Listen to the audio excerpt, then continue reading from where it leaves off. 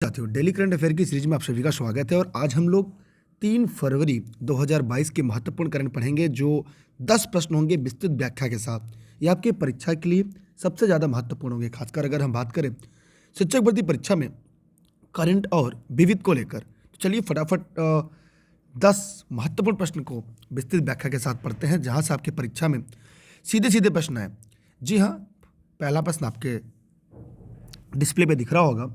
हाल ही में किसने देश की भूली बिसरी महिला स्वतंत्रता सेनानियों को श्रद्धांजलि के रूप में इंडियाज वीमेन अनसंग हीरोज शीर्षक से एक चित्रात्मक कॉमिक्स पुस्तक का विमोचन किया?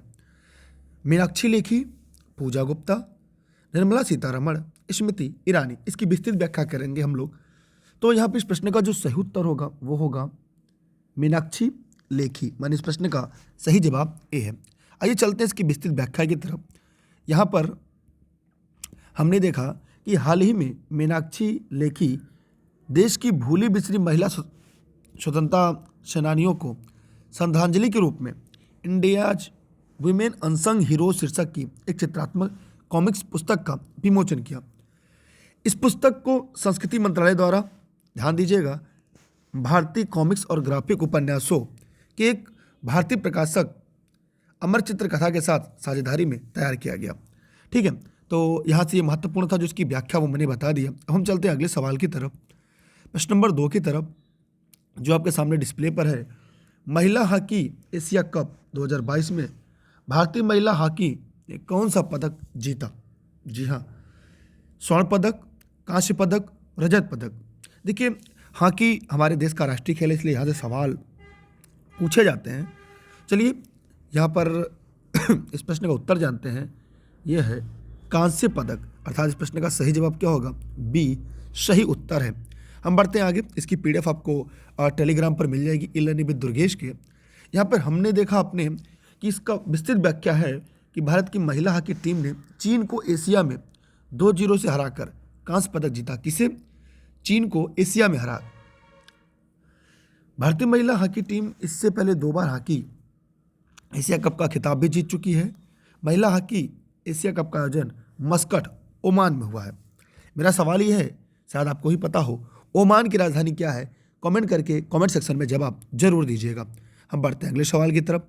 अगला सवाल है आपके सामने। हाल ही में किसके द्वारा लिखी गई पुस्तक द $10 ट्रिलियन ड्रीम लॉन्च की गई? मनमोहन सिंह, पुनीत घसाल, सुभाष गर्ग, शशि थरूर। बताइए फटाफट कमेंट करके। जी हाँ, सुभाष गर्ग इसका सही जवाब होगा। ठीक है, इसकी विस्तृत व्याख्या की तरफ चलते हैं। आप लोग इस वीडियो को फटाफट शेयर भी कर दीजिएगा अपने सभी साथी मित्रों को, चाहे फेसबुक पर देख रहे हैं चाहे यूट्यूब पर देख रहे हैं।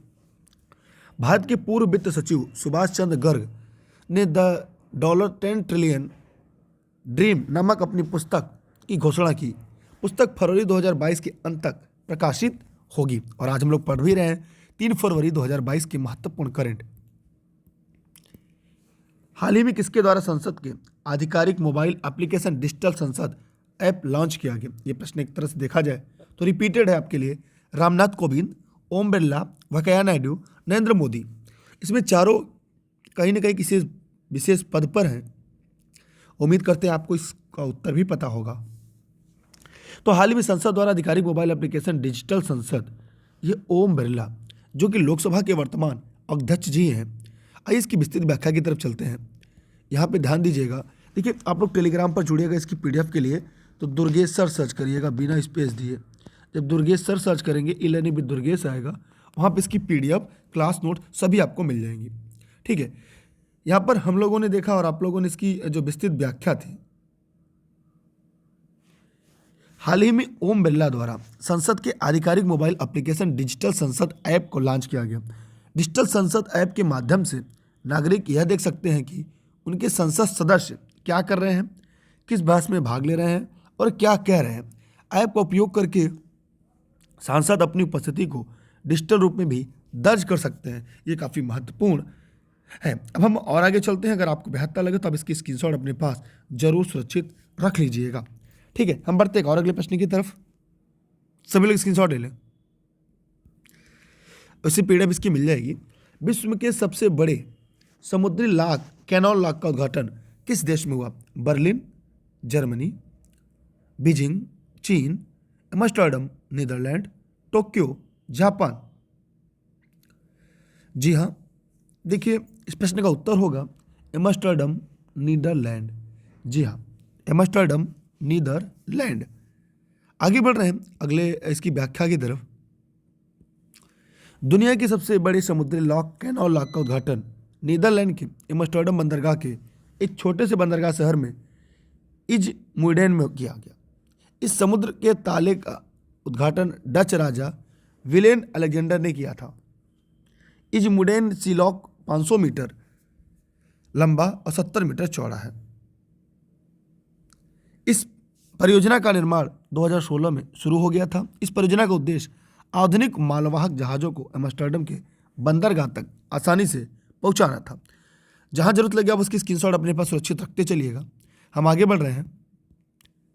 आगे है आपके सामने, हाल ही में किस राज्य की पुलिस ने इस वर्ष दिए गए कुल 189 पुलिस पदकों में 115 पुलिस पदक वीरता हासिल की? बिहार, ओडिशा, सिक्किम, जम्मू एंड कश्मीर। जी हाँ, इस प्रश्न का सही उत्तर क्या है? जम्मू एंड कश्मीर। माने डी वालों के जवाब पूरी तरह से सही थे। अब हम और आगे देखते हैं इसकी विस्तृत व्याख्या। जम्मू कश्मीर पुलिस कर्मियों को वीरता के लिए 115 पुलिस पदक से सम्मानित किया गया, जो इस साल किसी पुलिस बल के सबसे अधिक हैं। इसके बाद CRPF 30, Chhattisgarh police 10, Orissa 9, Maharashtra police को 7 पदक दिए गए। हम बढ़ते हैं इसके अगले सवाल की तरफ।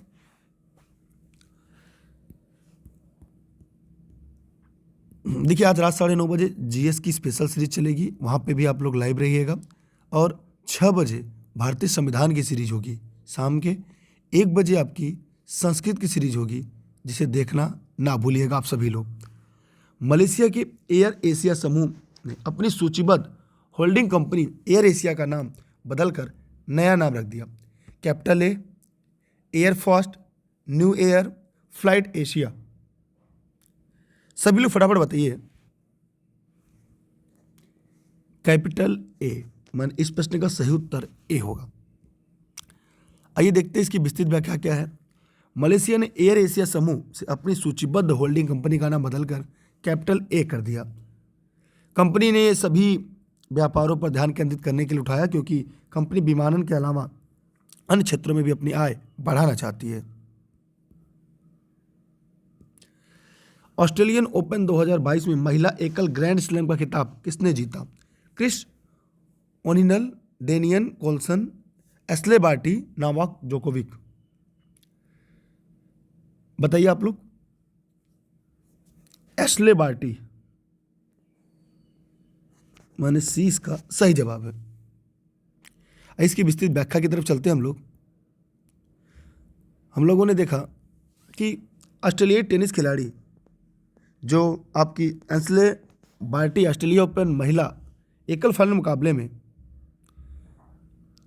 अमेरिका के डेनियल कॉलिंस को हराकर यह खिताब जीती। एस्ले बार्टी 1978 में क्रिस ओनिल के बाद यह खिताब जीतने वाली पहली ऑस्ट्रेलियाई चैंपियन भी बनी। अच्छा, इसके पहले के सभी करंट की पीडीएफ आपको प्राप्त हो चुके हैं? जरा कमेंट करके बताइएगा।